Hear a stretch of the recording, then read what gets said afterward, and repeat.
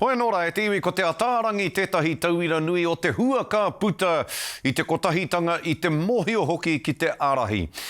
Te rāpea, me te tiro te pāti Māori ki e ne momo tauira nā te tua wahine Māori hoki i a ta whakatu. He maha ngā kōrero pērā i a ta whakatakotoria atu ki mua i te aroaro o te hui a motu a te atarangi i tēnei tau i te pā o wāhi i Waikato. I reira tētahi o ngā pou o tō tātou reo a te Waihoro Shortland, ngā kanohi o ngā iwi o te motu, me ngā uri kei ahitareiria ke e noho ana.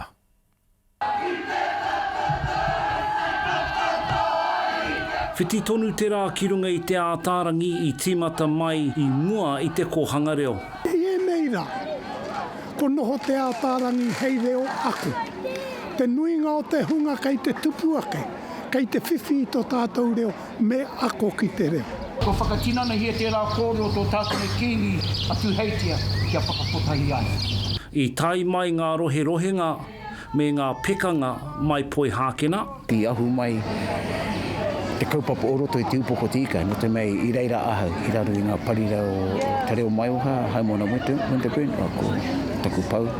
I peka te au ki aia, whakātu mai te kaupapa o te ātārangi, i te taurua manu mā whā.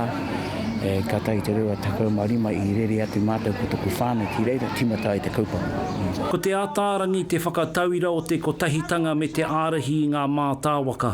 Kei ngā uri o te ātārangi, ngā tōpito o te akatoa hara mai. E whea ke ngā hua o te reo i ahu mai i te ātārangi. Ko mātou ngā tauira tuatahi o te ātārangi, ka haere mātou ka whakahikoi te mātou i mua atu i te kohanga reo. Nā waira ka tupu i te kāinga, ka puta te rongo o ngā kuia nei o Kātarina Raua ko Ngoingoi. Pōtaka maipi atu i Waikato, te karere.